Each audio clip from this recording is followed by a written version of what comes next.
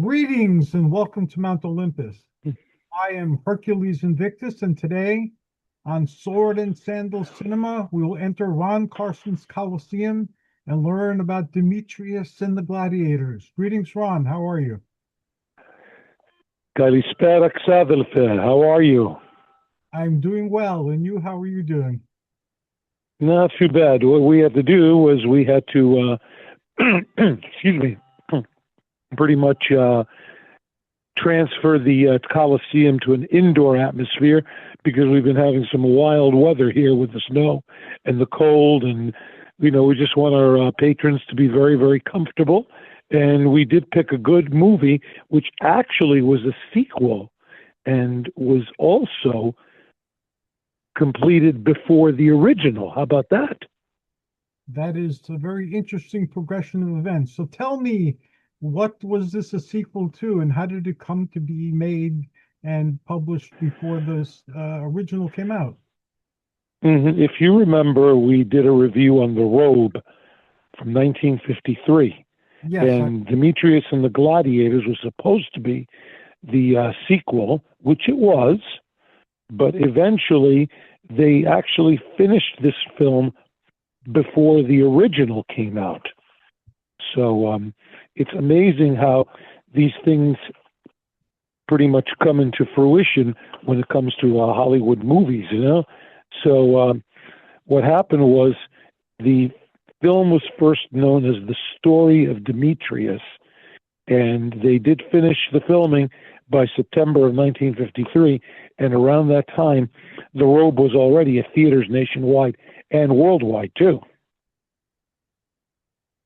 Oh, great. Would you have to have seen one to enjoy the other, or did they let you know that it was a sequel during the course of the movie, or it's if you knew you knew?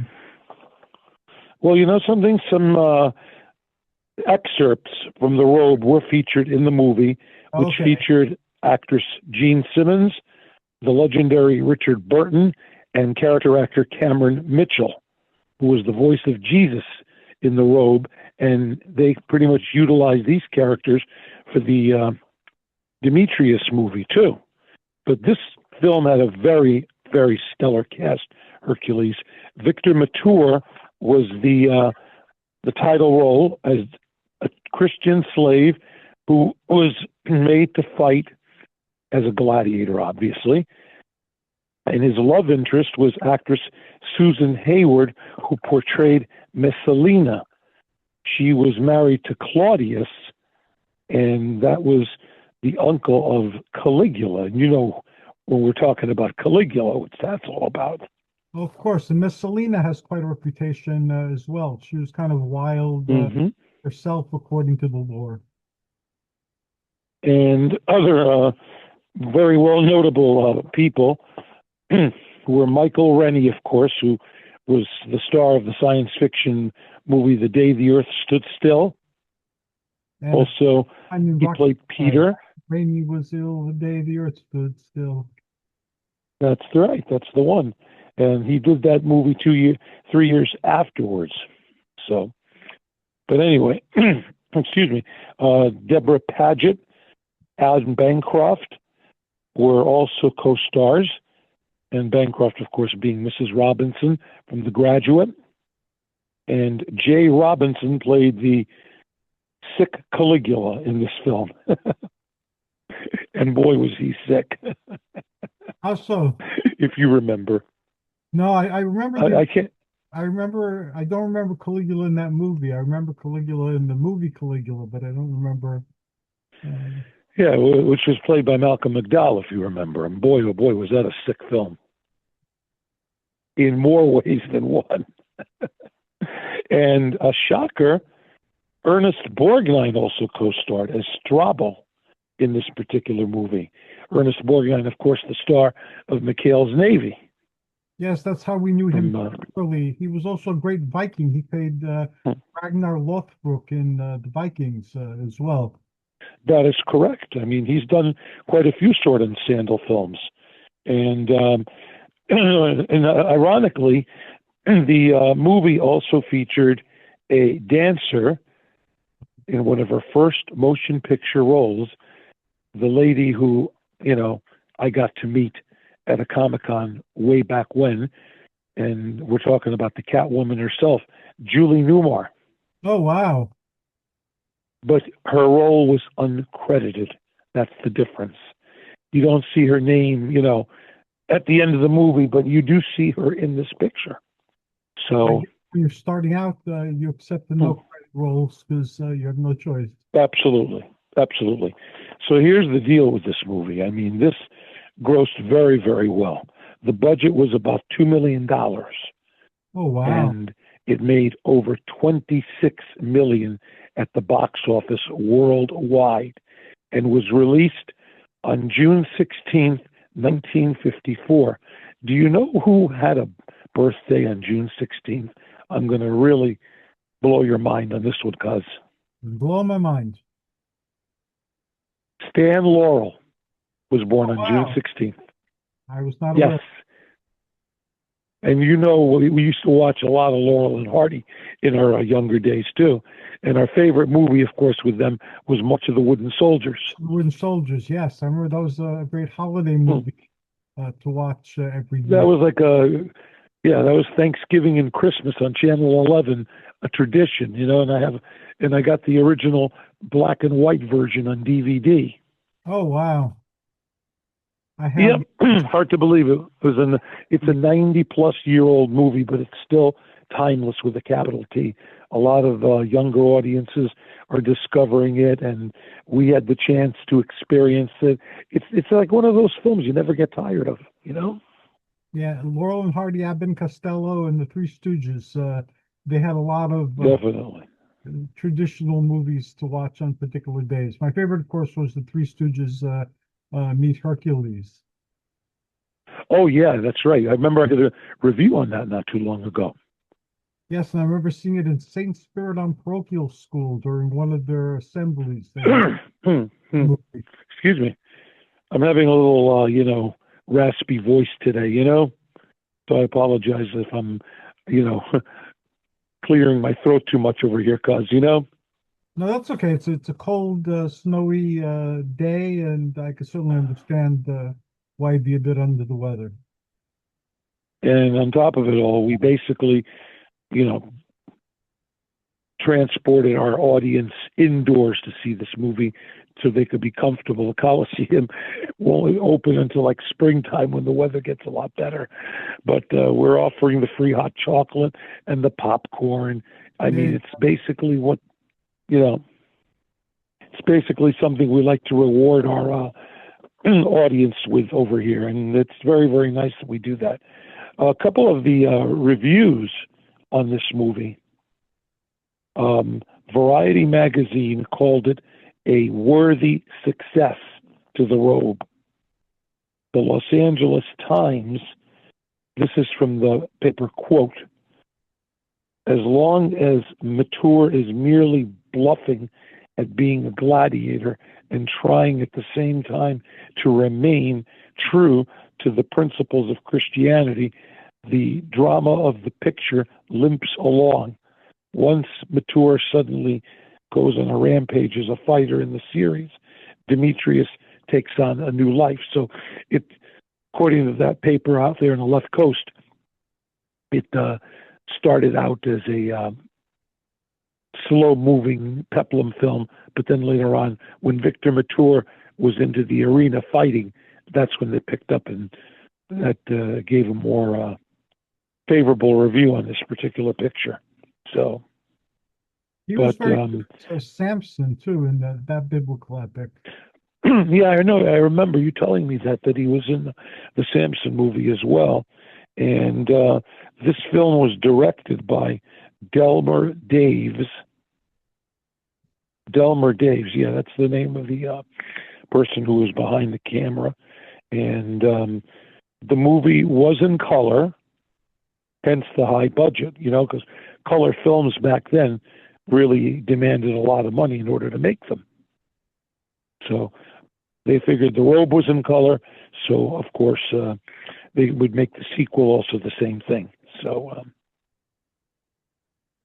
And another tidbit on the Demetrius and the Gladiators, it was the highest grossing film of 1954. Oh, wow. That's right. Do you know I mean, just in the story? United States alone, like I said, $26 million in ticket sales. Do you know about the robe and about Demetrius and Gladius? Give us a short synopsis, or that's beyond today's review. That's beyond today's review because, excuse me, like I said, they did show excerpts from the robe to incorporate into the sequel, and that's why they wanted to keep it true between both pictures. But like I said, the robe came out first, even though Demetrius and the Gladiators was completed before the original. So, and I remember I did a review on the robe too a while back. It was one of our so-called sword and sandal extravaganzas. I mean these pictures pretty much carried their own weight back in the good old days. See, you and I wish we would have been in the theater to see these movies, in full color with a big screen, if you get my drift. Yeah, I remember seeing these on Channel 9 and Channel 11 primarily. Yeah, we used to watch them on the $1 Million Movie. Yeah. And Channel 11 would sometimes run them too, because they also had, Peplum films too, in more ways than one. So, but the performances were very, very stellar in more ways than one. And it's amazing how Demetrius is still, holding on to the robe from the original movie. And Caligula wants to get his hands on it, of course. And of course, that's just not going to happen. Do you know if they ever planned a third film to make it a trilogy, or it was just this? No, they never planned They never planned a movie in that. It was just the what do you call them? The original and the sequel. Yep. But both movies stood out very, very well during their time in the cinema. I mean, and hard to believe Demetrius made more than the robe did in gross ticket sales. Why do you think that is? Was it because it was a gladiator film as well as a religious film, or yes, absolutely. Or I definitely think I'm with you on that it was a gladiator movie, and they wanted to showcase that first. But they were completing the robe, so they wanted to continue that as a sequel. But I think it kind of like sort of like to the point where the movie just stood on its own identity, if you get my drift. And gladiators are very popular. They always were. And the film Gladiator by Scott, that launched the Neopeplum Revolution. And recently there was a Gladiator 2 that kind of continued the story of Gladiator 1, although kind of problematic story-wise and continuity-wise. But the Peplum genre has always glorified the gladiator and the lives of the gladiator. No, I couldn't agree with you more. But this is definitely available on DVD. If you would like to pick it up, go to your local place like Amazon or eBay or any place that sells DVDs, and you'll find it with no problem whatsoever. And I'm sure it's available for streaming either on YouTube or Tubi or Pluto TV, I think. Absolutely. There's a lot of sites where it could be playing. Do you have a copy of this movie, Hercules? Yes, I have a copy of Demetrius and the Gladiators. I don't think I have a copy of the robe, although I might have it on one of the Peplum collections. I have several Peplum collections. One has 50 movies in it. Another one has like a dozen or so of them. So it might be on one of the collections, but I don't have it separately as a DVD. All right. Well, something, I have to cut it short because I'm running out of voice over here. Okay, well, thank you for coming to the Coliseum and for moving it indoors, outside of the elements and the cold winds and the snow. Uh, Right. and I hope you feel better. And I look forward to continuing this conversation next month on Ron Carson's Coliseum. Absolutely. We'll pick another movie, showcase it in more ways than one, and we'll have ourselves a nice, you know, talk about some classic sword and sandal films that pretty much are a staple in our lives over here, have been for quite a while. And how can people get in touch with you? How can they find your Hmm. platform? How can they follow it? What type of things can they expect when they go there? All right, I have a new Facebook page right now because my old one is still being handcuffed. I got to try to find a way to release the old page, but you can friend me at Ronald Carson. I kind of made the first name more, formal, so to speak. Okay. And I do a radio show on Monday afternoons. Hopefully by this Monday I'll get my voice back. Um, but it's Ron and Heather's Magical Monday Musical Matinee, and you can listen on the website wbtnam.org, or you can go on the TuneIn app or the smart speaker devices. And if you're local over in southern Vermont, eastern New York, or northwestern Massachusetts, 1370 AM, 96.5 FM. And we start at 2 and go right up until 4. Awesome. Thank you very much, Ron. Have a wonderful day. Sagapo, and I'll talk to you soon. I love you too, Hercules. Let me go and get some tea right now to soothe my voice. Okay, be well. All right, you too. Bye bye. Bye-bye. And now from Ron Carson's Coliseum, we walk down this block to Brian's Drive-In Theater. Greetings, Brian. How are you?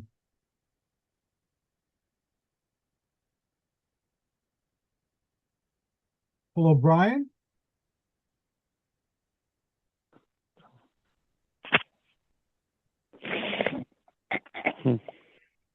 You seem to be having a connectivity problem.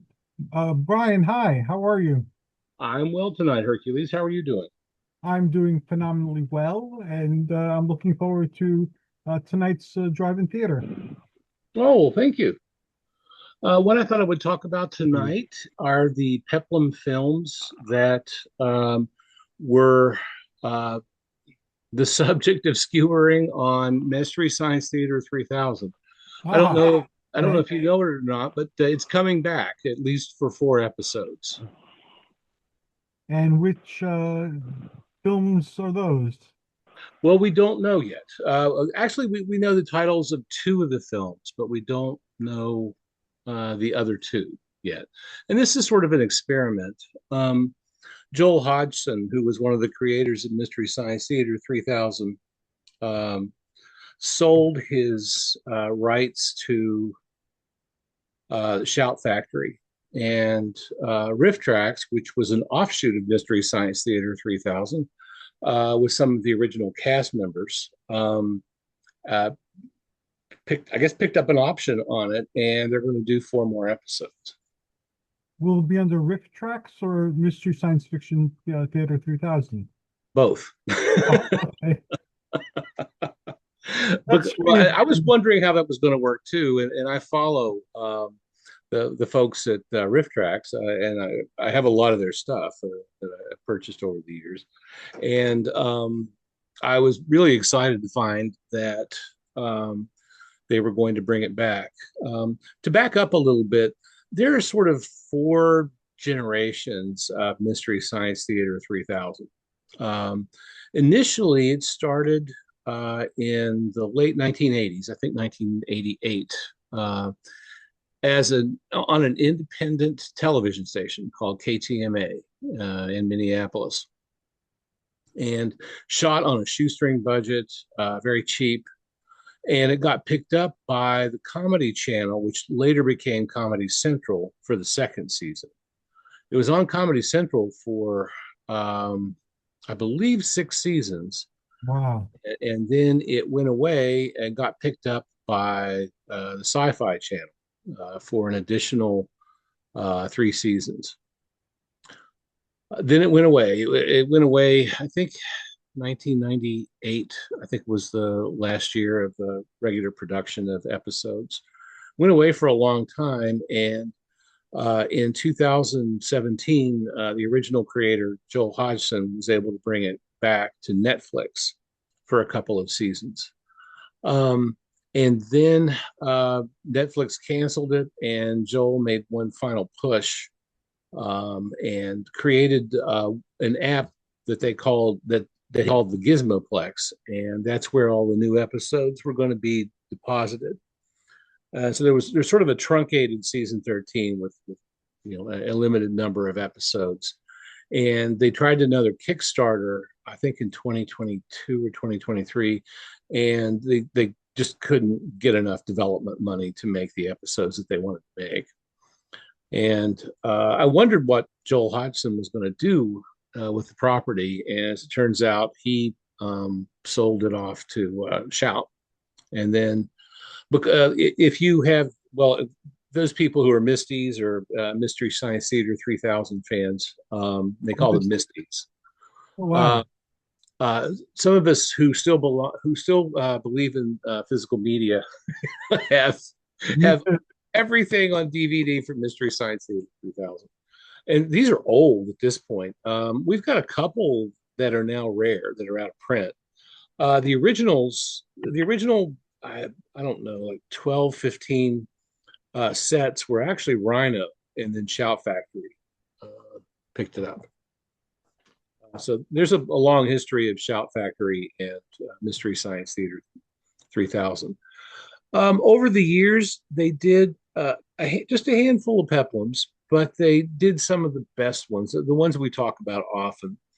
The first one that they did was actually Hercules Unchained, and it was the sequel to Hercules. And that was during season 4, so the third season on Comedy Central. And it was episode 8, and it originally aired August 1st, 1992. So this is like 33, 34 years ago now. This is a long time ago. And it is the episode that I have on right now on the TV that's just off to my left. So I just popped it into the DVD player a few minutes ago.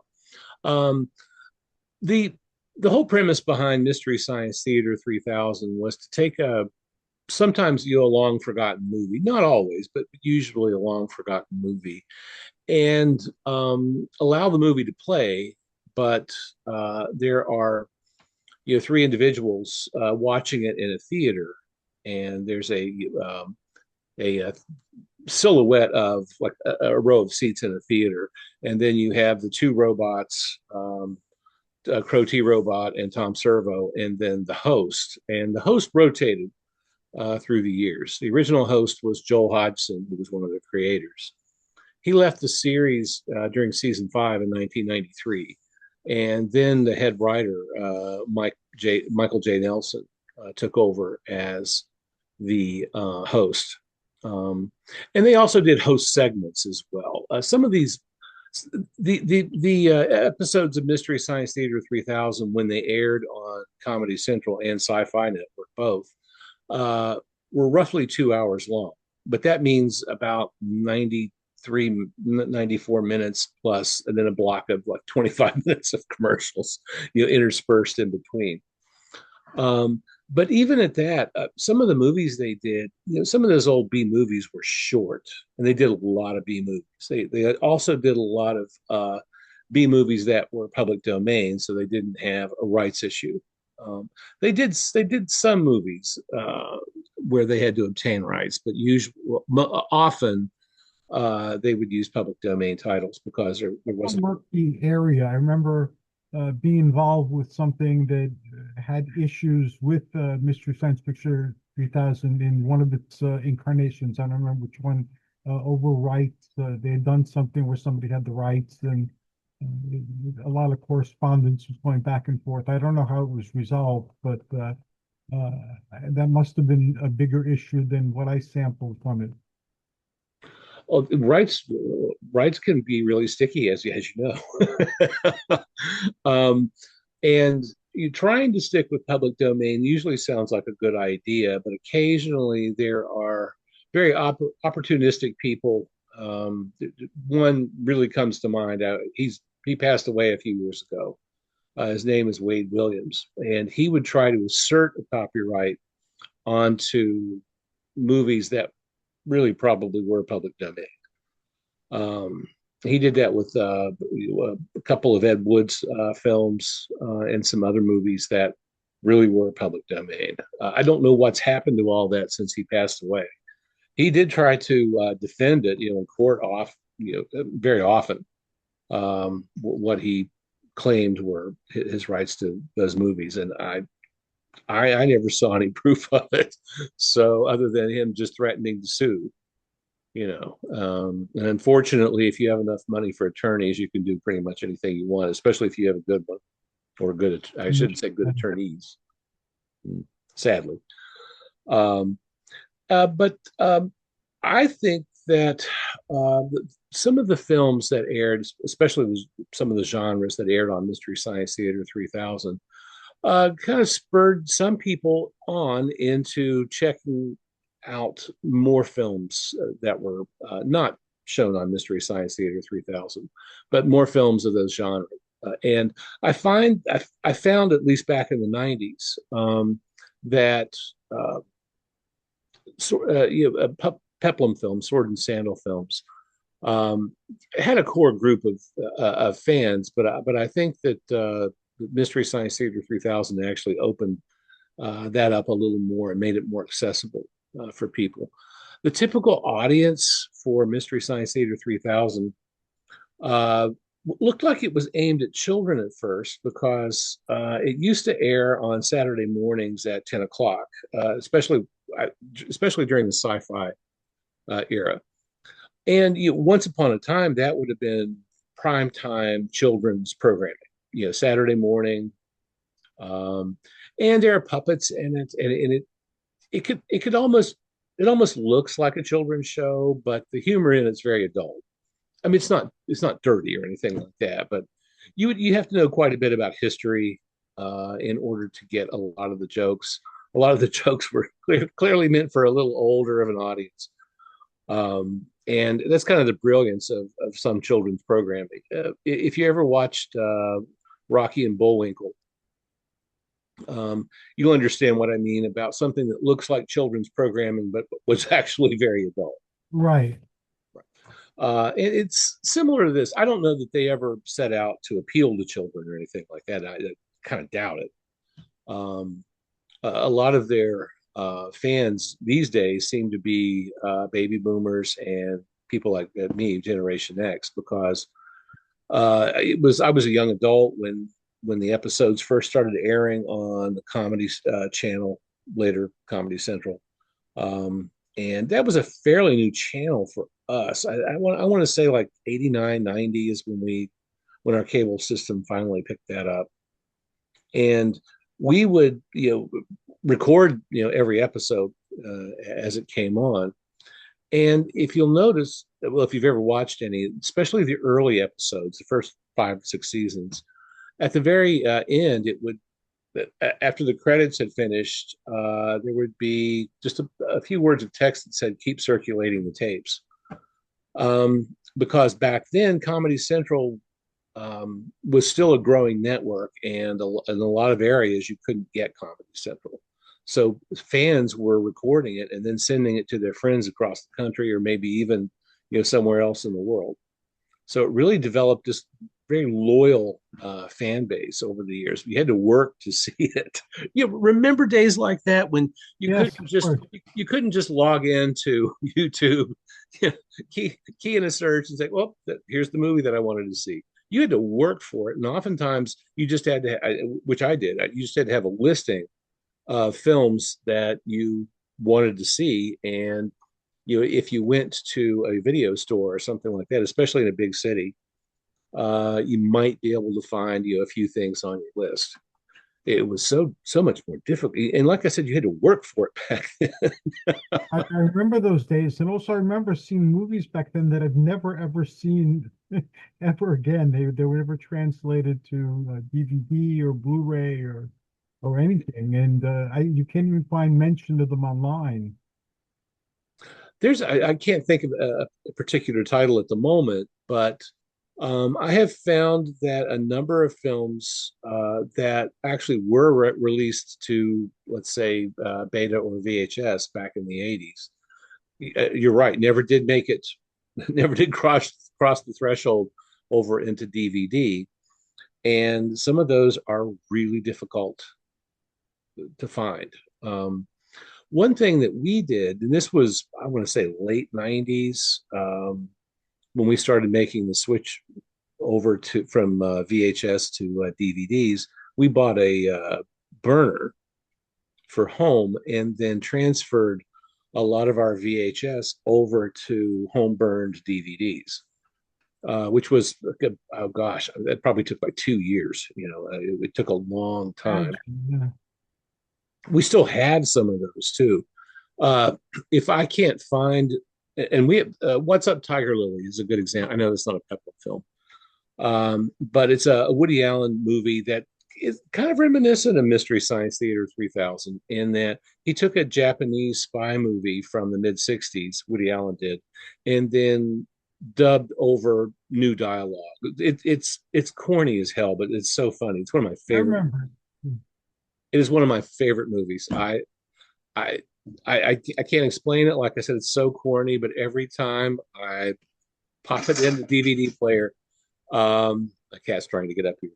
Every time I pop it in the DVD player, I laugh for 90 minutes. It is so funny. The voices are just perfect. Louise Lasser, who was married to Woody Allen at the time, Mhm. later Yeah. became famous for Mary Yeah, Hartman. Hartman. Mary Yeah. Hartman does a number of the voices in it, and the lines are just hysterical. Gosh, I can't remember where I was going with this. We were talking about not being able to find things. Oh, that's what it was. Anyway, I wanted to buy a DVD copy of it. All I had was the version that we burned like 25 years ago. And I can find a copy from Japan, which is horribly expensive.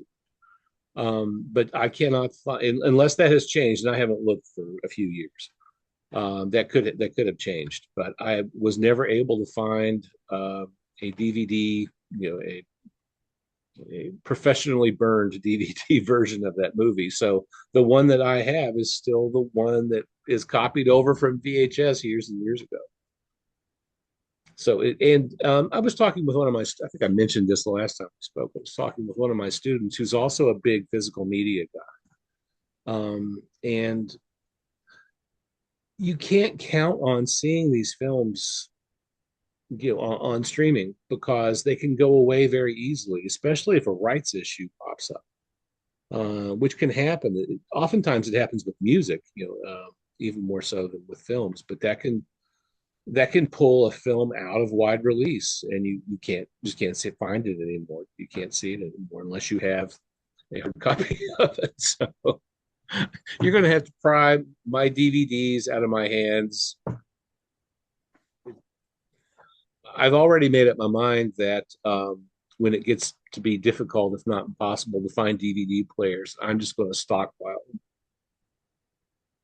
just so I have one, until I die, so I can watch. I mean, we have thousands of DVDs, Yeah, thousands. as do I. Yeah, My movie and that I made is one of these lost movies now. I made a movie called The Conquest of Lake Placid, mhm. and it was tied into my TV show. So the movie was a kind of documentary. We were invited up to Lake Placid to cover the film festival, and I wound up claiming Lake Placid as my own.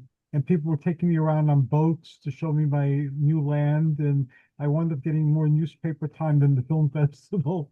And Wow. Lloyd Kaufman from Troma, we actually made a short film while we were there of ourselves at the film festival while this was going on, and Trauma showed it during their airtime during the film festival.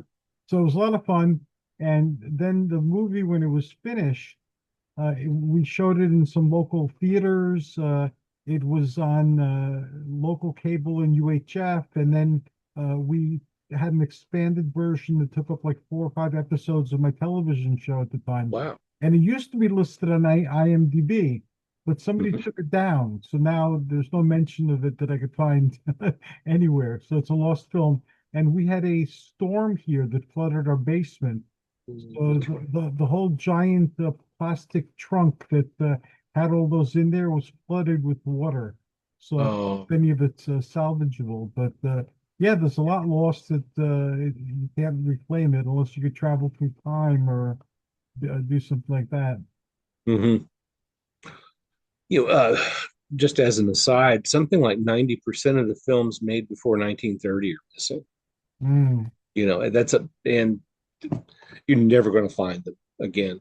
There are like some silent film stars, people who were big, in the 1920s that people have forgotten about because their movies just aren't available. And there's a lot of them, unfortunately, like that.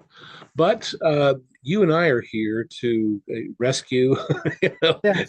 as many of these as we can. In addition to starting off with Hercules Unchained, the folks at Mystery Science Theater 3000 during season 4 actually had several peplums. They also ran Hercules and the Captive Women, and this sort of reads like my favorite peplum movies too. I Mhm. think I liked the ones that they chose. I think there are a couple more of them that they should pick for obvious for different reasons. I think they never did the Giant of Metropolis, but I think that one would be wild. I think that would be fantastic. So, That's one of my favorite peplums too. But so is Hercules and the Captive Women. They also did your favorite, Hercules and the Moon Men, yes. and that was also during season 4. And it's one of the best episodes too. The jokes in it are terrific. The copy of it, the one that we see now on archive.org or YouTube, looks pretty good, especially for a public domain movie. Back then, they got a terrific copy of it, and this is 30 some years ago when it was hard to find good copies of any of these older movies. It's hard to remember Late, that long a time has passed. It's wow, it's a lifetime ago. I remember when yeah, that stuff was new and going down to the Greenwich Village from video store to video store trying to find a VHS copy that somebody had made. And that was my questing for the day, trying to locate these old movies that I'd seen on Channel 11 or Channel 9 mostly when I was growing up in New York well, City. one thing that Greg and I used to do whenever we would travel, and this is something I kind of miss now because you can't do a whole lot of it, Right. is that let's say that we were in Seattle, or Boston, or Los Angeles. Oh, gosh, every time we would go somewhere for a conference or a vacation, especially if it was a city, that's the first thing we would do. Greg would grab the yellow pages and we'd start trying to find all of the video stores. And Boston had a fantastic one. I think it's still there. It's called Newberry Comics. And they had DVDs that we could not find anywhere else. And we loaded up. Half my suitcase was DVDs coming back. I don't know how much money I spent, but they had the product and it was a terrific store. I think we went like 3 times while we were there during that one visit. Seattle had a couple of really nice DVD stores too. I can't remember the names of them, but we did buy a few. And we used to go to Los Angeles every spring, specifically Hollywood. And oh my God, Amoeba, uh, just an amazing store. The first time we walked in there, I thought, oh God, am I going to be able to carry out all of my purchases and get them back to the hotel? And we went to Amoeba. Oh gosh, every time we went, it was a big haul. The one in Hollywood was my favorite one, but we also went to the one in San Francisco, which is in the Haight Ashbury district in San Francisco. So it was kind of a cool place to put an amoeba. An amoeba is an independent, and even more reason, to go. But also in Hollywood at that time, and it was right at Hollywood and Highland, Hollywood Boulevard and Highland Avenue, was this giant Virgin Records megastore, huge, and it was also DVD heaven. And it was a big corporate thing. So I preferred going to Amoeba. Prices were the same, essentially. In fact, Virgin might have been more expensive, to tell you the truth, but we still spent hours, in there.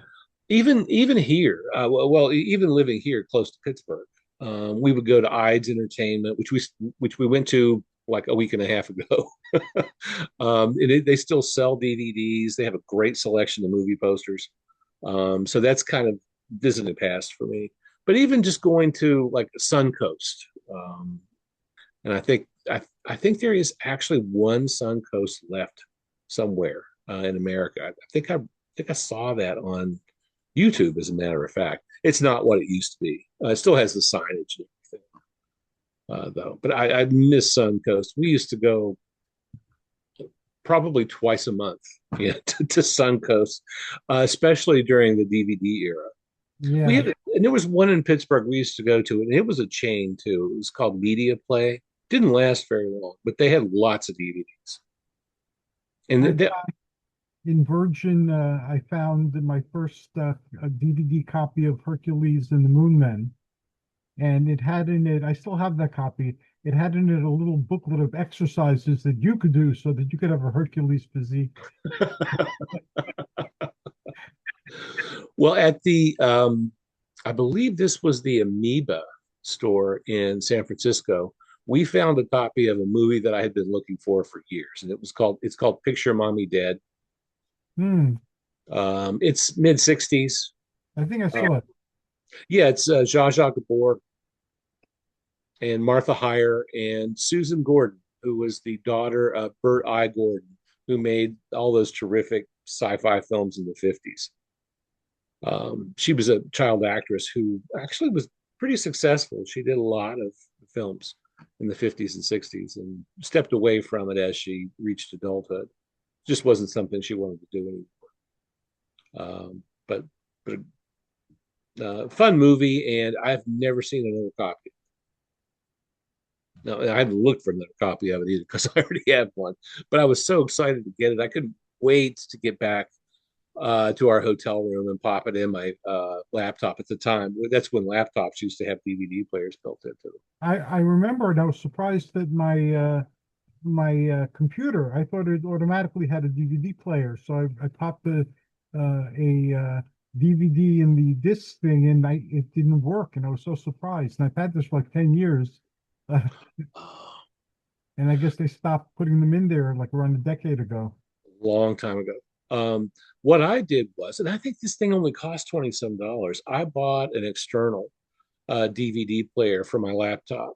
It's only that big. It's just a little bit bigger than a DVD case, I guess I should say, or the DVD itself, and it works really well. Something to request for. Well, it's what we do if the power goes out, which happens, I don't know, once a year or so. And if it's out for hours, that's what we'll do. I'll grab my laptop, hopefully it's charged up, and plug the DVD player into it, and then we'll watch a movie, and then the power comes back on, inevitably. Mystery Science Theater also ran the first Hercules movie with Steve Reeves, Hercules, in season 5. In season 6, they did Kirk Morris's Colossus and the Headhunters. It's a really good episode too. Much is made about the physique of the various Hercules actors of the cast. They're not deriding it by any means, but they make a lot of comment, about the physicality of and how big and strong these people are. There is one movie here that's kind of Sword and Sandal adjacent that actually predates showing any of the Peplum films that we know and love. And that's a movie that is called Cave Dwellers on Mystery Science Theater. But I believe the release film, the actual release was called A Tour of the Fighting Eagle. So you may have seen it. Yes, I have that on the VHS. Okay. Okay. Well, they did show that, but it was retitled as Cave Dwellers. I don't know why it was retitled, but they took all the entire credit sequence off the front of it, just hacked it off. Used some really bad video from another film, which was actually a Joe Robinson movie. I think it was Thor and the Amazon. I think that's the video they use in the background, and then they retitle it with kind of public domain music. So that part of it's kind of weird, but the film itself is in pretty good shape, and that stars Miles O'Keefe, Yes, who was and also in pretty good shape at the time. they took Miles O'Keefe. There were series of them. There were two or three of them, yeah. Yeah, and one of them wasn't with Miles O'Keefe, and it didn't look like it belonged, but they called it Ator as well, and it became part of the series. Mhm. The Ator movies I thought were pretty good, actually, given the fact that they're very low budget and not much money spent on these films. But Miles O'Keefe does a good job. He's a good protagonist, I think.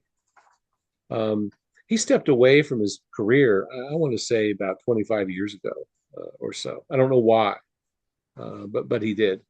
He could. I'm sure he could have gone on, but maybe he just wanted to do something else. I don't know. He's in his early 70s now. I think he's like 71, 72. Anyway, the last peplum that Mystery Science Theater has done was for the one of the Netflix, actually the first Netflix season, and that was season 11. And they did The Loves of Hercules with Mickey Hargitay and Jane Ah, Mansfield. And believe it or not, I just watched it. I just watched that version of it on YouTube, as a matter of fact, maybe a week or two ago. It hasn't been very long, and I haven't seen that movie for a long time. Parts of it's shot very well, and the copy is terrific. Um, it's very clear. It's I don't mean to say I don't mean to besmirch the dead or anything like that, but Jane Mansfield, I mean, and I love her, but she's horrible in the movie. I just kind of forgotten how bad it is. Her performance is just odd. She bugs her eyes out at times, and then at other times she underreacts to what's going on. I don't know if that was the way if that was the way the direction was, or if there was no direction and she was just doing what she thought she needed to do. I have no idea. But oh boy, I mean, it's rough. I mean, I've seen some of her other movies and she's fine in them, but I don't know why she's so bad in this one. Mickey Hargitay actually makes a pretty good Hercules, though, yeah, I think. he did. Yeah. Um, so he's dubbed in it, which, well, I mean, these are all dubbed, you know. But I know what his voice sounds like. So when you hear the dub, it's like, this isn't Mickey Hargitay. Well, in the Hercules Peplum movies, in some of them, Hercules is desired by like the bad girl in the film, the evil Always, yes. queen. Usually she takes away his memory or tries to, take away his memory or mess with his head or something. So maybe her overreactions were to show her innate evilness. I don't know. I'm just making that up. Maybe. I don't know. I, I would like to think that perhaps there was a language barrier between her and the director, and maybe she just did what she thought she needed to do, or maybe she was trying to do what he or she was telling her to do, and she just didn't convey. I have no idea about anything about the production of it, but oh yeah, it is rough. Now practically all the peplums, almost all the peplums are the classic ones from 1958 to 1964 are dubbed. Um, sometimes well, like for Steve Reeves, for example, you only get to hear his real voice in one or two movies tops. You get to hear it in Jailbait, which is an Ed Wood movie from 1954, and Ed couldn't afford to have anybody dubbed, so you had to read your own lines. So you can actually hear his real voice. And when you watch his films, you know, they just use one of the voice actors, who was in Rome at the time, dubbing all of this stuff. And it kind of shifts from movie to movie, and sometimes the voice sounds like it might belong to him, and sometimes it doesn't. Really depends. I think the worst tragedy with that is they had Christopher Lee in Hercules in the Underworld, and he Mhm. is great in many different languages. So he could have dubbed his own voice, and it would have worked out a lot better than what they had in the film. What they had in the film was serviceable, but he would have made it art. True, and he had such a distinctive voice too. Yes. And it's weird when you're watching when you're watching a film that's been dubbed, and you know what the actor sounds like. It's such a letdown. You're like, wait a minute, this isn't right. This isn't this actor's voice. It's like I mean, when Schwarzenegger was billed Arnold Strong, and they had somebody else dub his voice. That was like a smack in the face. you wouldn't have known it if you had seen it, during its first initial release in 1970. But subsequently, he made so many pictures that it is odd to go back and watch Hercules in New York, and it's like, wait a minute, this isn't Arnold. This isn't his voice. Uh, but yeah, I understand why the films in Rome were dubbed. I mean, that made perfect sense. And Gordon Mitchell explained that to me like 30 years ago, or close to it. In that the studio where they filmed a lot of this stuff in Rome was really close to the airport, and you could sometimes hear, planes flying overhead. So they had to dub it, and were these were international casts. People were from everywhere. It wasn't, you didn't have just Italian people on the set. You had people from every other country in Europe. Some Americans, occasionally an Australian or two would wander in. Um, they almost had to dub them for that reason, and they were dubbed into many different languages. The peplums were. Yeah, I miss the old peplums, and um, I wonder how many of the silent peplums were lost. I remember Cabiria. That's an example of like a silent peplum, and Well, and anything shot, well, especially for us. I mean, for us. It's easier to find information on films that were shot and released in the United States. But going back and trying to figure out what was done in Italy or Germany, Germany would have been pretty well documented. Italy, not so much. The UK, I mean, it would be hard to go back and find all that documentation, especially for Italy. And there again, those films were produced on very volatile stock that sometimes would spontaneously combust as it deteriorated. And there's another reason why a lot of these films are missing. I remember in Greece growing up, they used to show movies. The movie used to travel from village to village. Mhm. They used to show it in an abandoned building that they had rented, or in the town square. And they would pass around like baskets, like they do in the churches, for people to put in Kind of a communion plate. and I learned there as a child that the translations aren't always accurate. So they spoke English, I could understand what they were saying. There was one where the person was cursing, I mean, really hardcore cursing, and they translate in Greek as "you're a jerk."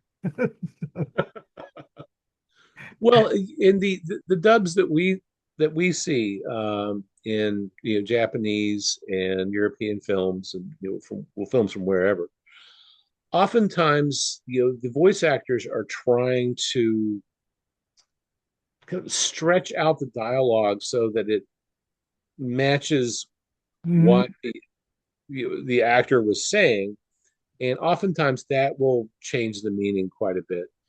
Especially if they have to elongate it, they'll start putting in prepositional phrases like crazy, and if you watch some of these, it's just like one prepositional phrase after another. And at the end, the sentence that this actor was saying makes absolutely no sense. You can't figure it out. So you have to pick up on other cues when it comes to the plot. You have to watch the physicality of it, who's beating up whom. The facial expressions help a lot too. You can't always go by the words that you're hearing. No, but that's the fun of it. I remember seeing The Norseman too with Lee Majors. I remember seeing that in Greece in the theater. Oh, okay. That's late Huh? 70s. Yeah, and I remember seeing Ulysses with um, who played in Peter Ulysses? Ustinov. No, not Peter Ustinov. I forget. Hmm. But yeah, It's interesting that they went from town to town, though. Do you yeah. was that like 16 millimeter? Was that was it They, a they small? they went from town to town and they project them on the wall, either inside the building, if the weather was inclement, or outside the town square. So I remember seeing it in Greece. I have it on DVD, but I don't remember who was in it. It's been years since I last watched it. Well, do you remember the projection equipment at all? Was it 16 millimeter or was it 35? No, I don't remember. Probably 16 would have been easier to transport. So it could have Yeah, been so that. so probably it was 16 then, because again, it was pretty much had in their car and stuff like that. No, it probably was, yeah, 16 And millimeter. I remember they had magicians used to travel from town to town too, and strongmen who were named Hercules or Samson usually. And they used to do feats of strength. And in Greek, they're called machistes, which is the word machiste Mm-hmm. from machistes. It means warriors. It also means knife wielders. So that's what these guys call themselves. So machiste meant kind of like one of these wandering strongmen that went from village to village having adventures. It wasn't tied to one place.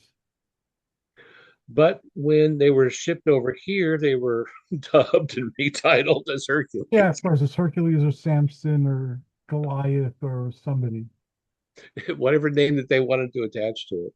Um, Oftentimes, copies of those films were done on 16 millimeter. That was also what most TV stations used, at least in the United States. So a lot of old TV prints were the original ones that were transferred to videotape, and that those were the copies that we saw like 30, 40 years ago when we were trying to find peplums. It was actually those old TV prints that were in pretty rough shape. They'd been run a million times and were spliced together and had a lot of jump cuts. I decided not too long ago, and I've been taking my time with this because I've so many things I'm doing and I'm stretched kind of thin, but it's on Facebook. I have a Sons of Hercules group that's based on the um, series of films that were kind of like tied together with that theme and the theme song and so forth. Even though, again, it made no sense. You have cavemen, Sons of Hercules. You have Hercules in one of the movies being a son of Hercules. So they were tied together with the song and the theme. And then I have Sons of Hercules things from antiquity, like Euripides' play, the Heraclides, which means the Herculeses or the descendants or the tribe of, or the Hercules sons and daughters and so forth. And also newer stuff that, like, there have been comic books, there have been novels, there have been short story collections that don't really fit into any category. So I've been chronicling the sons of Hercules in the many incarnations since antiquity to the present time. And then I've been trying to wed them to like a social purpose so that anybody who wants to be a son of Hercules can go do adventures that we'd follow while we review the stories and other lore. It would be nice to have a compendium of the Sons of Hercules films. Really good shape. There are a few of them that are in very good condition, and a few that are really hard to watch because the Yeah. colors blown out and the audio is really staticky and kind of hard to hear.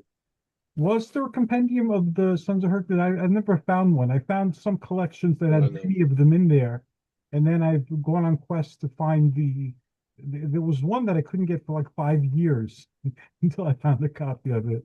Uh, Hmm. and then there's one Sons of Hercules movie that wasn't part of the collection. It was just and like Tor, which is also Oh, for the Son of Hercules. That's not part of the dozen or so movies that became part of the series. hmm. There was one other one too from India. There was a Son of Hercules that wasn't part of the original series. I finally found a copy of the 1910 animated Hercules. Oh, wow. Yeah, it was in a collection of early television, and it was in there. Hmm. So I had to go on a quest to find that finally. What And an odd place to find it in an early television set. yeah, I mean, DVD set, I should say, not in the it was early an arts and DVD set. It was like art films or something, and it happened to television. be there. But I found that one originally in the library, and I said, Hmm. no, it can't be that thing I've been looking for that everybody's telling me doesn't exist. And I took it home and I watched, and yeah, it was exactly as described. So of course now I'd seen it, but I needed to own it because it's Hercules. It's 1910, you know. So I went on quests and eventually found that as well. I'm a completist too, so I understand I understand the impulse. So wow, that is quite a range of films we covered today, And and and some excellent examples of the genre too, of peplum genre. If I were going to recommend to somebody that they who had never seen a peplum, three or four peplum films, I probably would recommend Hercules Unchained. I would probably also recommend either Hercules in the Haunted World or Hercules and the Captive Women. Um, and Hercules and the Moon Men, I think it's a lot of fun.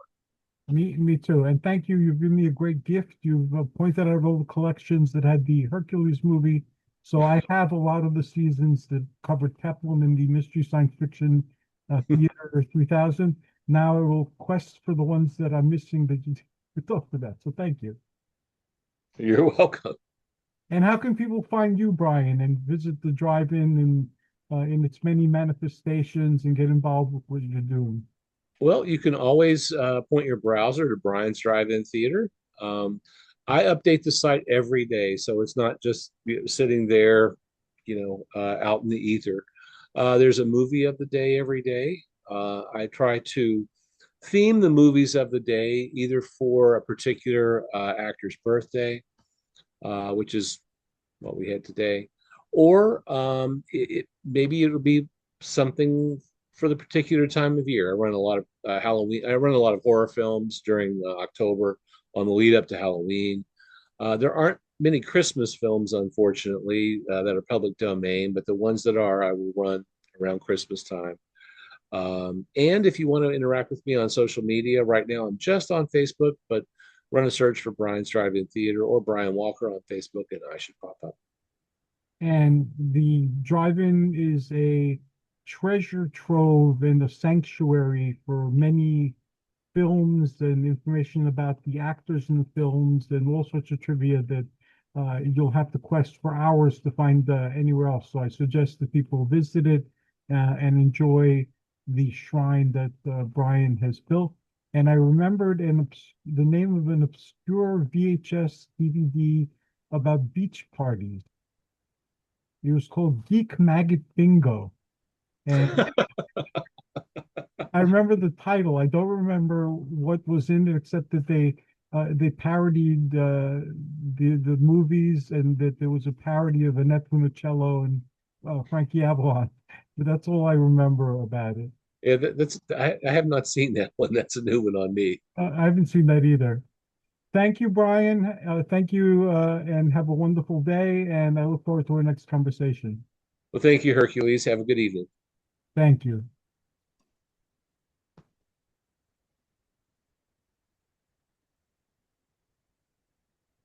And I'll have to put my glasses on so I can see.